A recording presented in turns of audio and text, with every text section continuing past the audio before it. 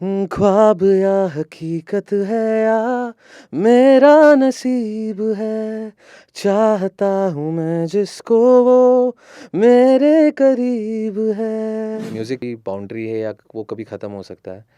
मैं अगर कोई भी गाना कंपोज़ कर रहा हूँ या बना रहा हूँ तो मैं कभी ऐसे सोच के नहीं करता हूँ कि हाँ, आज मुझे कोई अच्छा गाना बनाना है। All these melodies, all this music it is all in the air. मतलब कहते हैं I remember I had composed this song in 2019 और समथिंग 2019 और 2020 तभी मैंने ये गाना कंपोज़ किया था। That every song has its own destiny, every song has its own place. Hi, this is Prisha Vyas, and you're watching Bollywood Helpline. Today, we have the most talented music composer and singer, Mr. Piyush Shankar. तो sir पहले तो आपका गाना trending पे चल रहा है तो आपको जी। कैसा लग रहा है कैसा रिस्पॉन्स आ रहा है?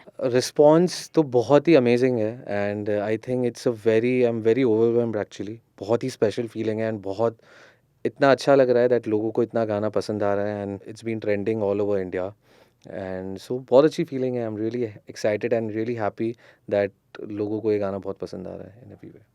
So who initially inspired you to pursue a career in music? Actually I belong from Jaipur घराना ऑफ म्यूज़िक। सो बचपन से ही म्यूज़िक का वातावरण रहा है घर में and whether it is from my great grandfather Pandit Gauri Shankar ji, who was the pioneer of Jaipur Gharana, who started the Gharana and Kathak, and then my great grandfather Pandit Bhima Shankar ji and my dad Jeetu Shankar ji. So बचपन से music बहुत ही मतलब कहते हैं घर में रहा है and I've grown up this environment. So like I've learned and I've played so many instruments. I play like tabla, drums, percussions. So I play multiple instruments. Along with that, I've learned classical singing for 3-4 years. I've learned Kathak. So बचपन से ही वो learning process हमेशा से रहा है and अभी भी सीख ही रहे हैं। We all are learning because artist की I don't think artist music की कोई बाउंड्री है या वो कभी ख़त्म हो सकता है। आप जितना उसमें डूबोगे, जितना आप अंदर जाओगे, उतना ही आप समेट पाओगे। सो Any musical influences? influences are there are a lot of influences I would say, but internationally, if you would ask, then there is of course there's Michael Jackson, then there is Bruno Mars, and then यहाँ पे अगर आप देखें तो मेरे all time favourite composer है मदन मोहन साहब। मुझे वो बहुत पसंद है। I think then even R D Burman ji and Laxmikant Pyarelal और lot of there are so many amazing influencers and artist कि आई थिंक ये सब लोग लेजेंड्स है I would say that legends of India that इन्होंने जिस हिसाब से काम किया और जिस हिसाब से इंडिया को रिप्रेजेंट किया है और म्यूज़िक को हर घर हर जगह तक पहुंचाया है globally. So they all are my influence I would say. Sir आपको कहाँ से इतनी मोटिवेशन मिलती है इतने ब्यूटीफुल लिरिक्स और गाना composition from what's your inspiration?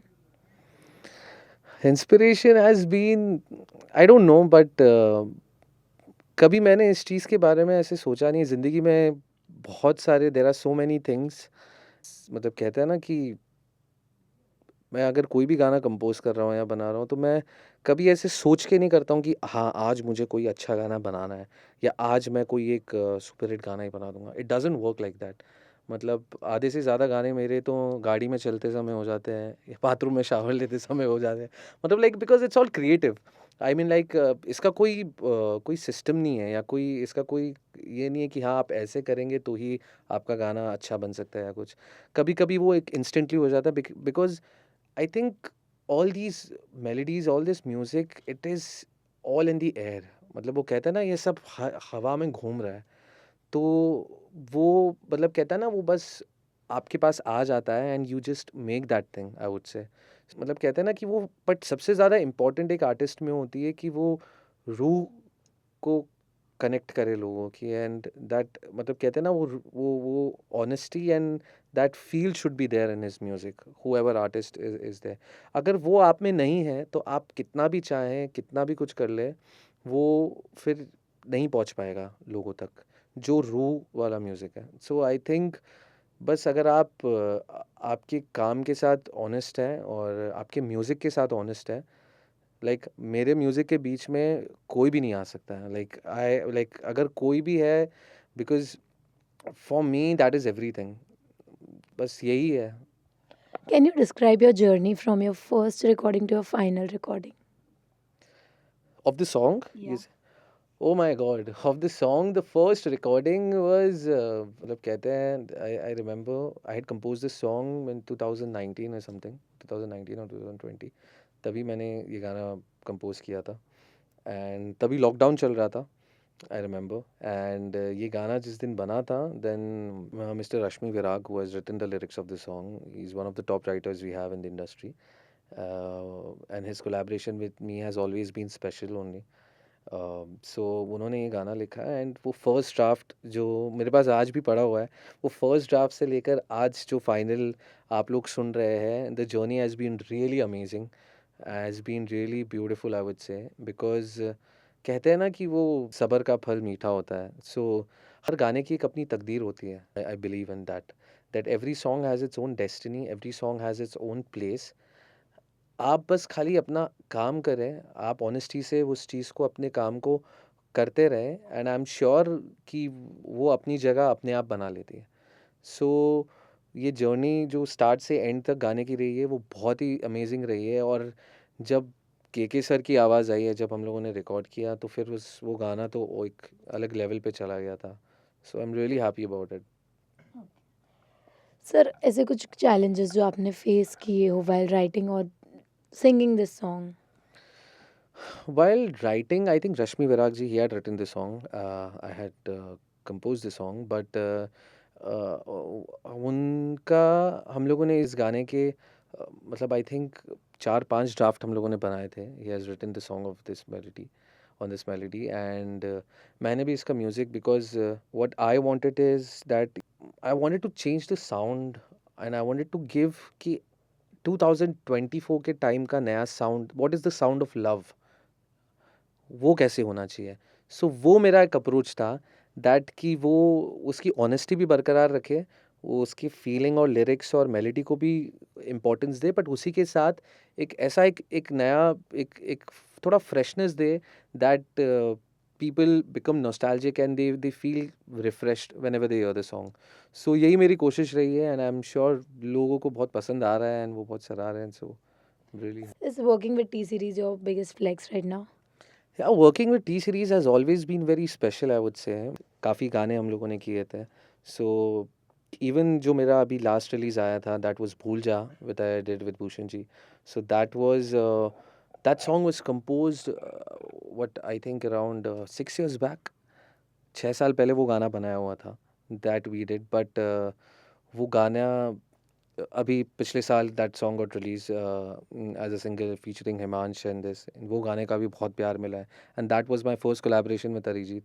सो जब मैं मतलब आई थिंक मैं 21-22 साल का था जब मैंने कंपोज ये किया था, तो तभी Arijit had sung that song for me during that time. So मतलब कहते हैं ना कि association has always been very special, very amazing. Then apart from that और भी काफ़ी सारे गाने I had done with them, so it has always been special. Would you like to sing two or three your favorite lines from this recent song? I mean, Recent song? Yeah, of course, I'll sing.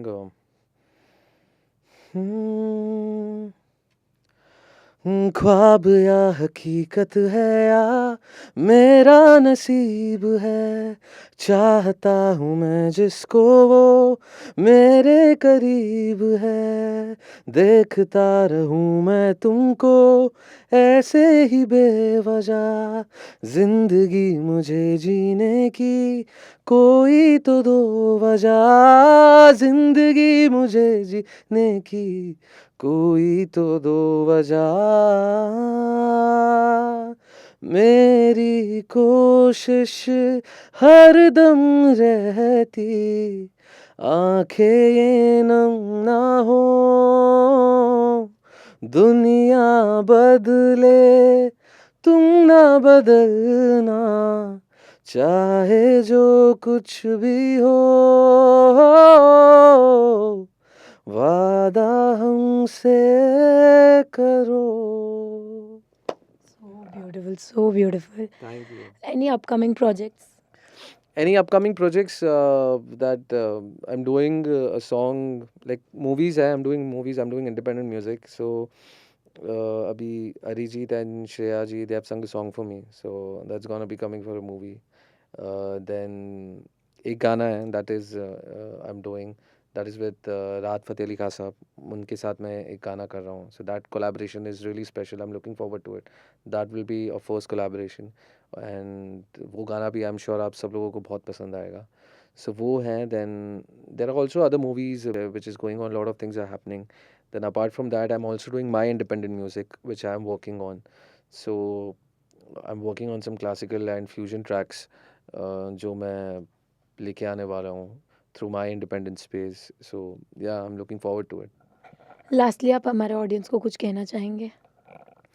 मैं बस आप सब लोगों को यही कहना चाहूँगा कि आप लोगों ने जितना प्यार दिया है, जितना आप इस गाने को इतना प्यार दे रहे हैं और मेरे और भी जितने गाने हैं उनको हमेशा से आपने इतना प्यार दिया है. So thank you so much each and everyone. I think बिना आप सबके सपोर्ट के nothing is possible, I would से.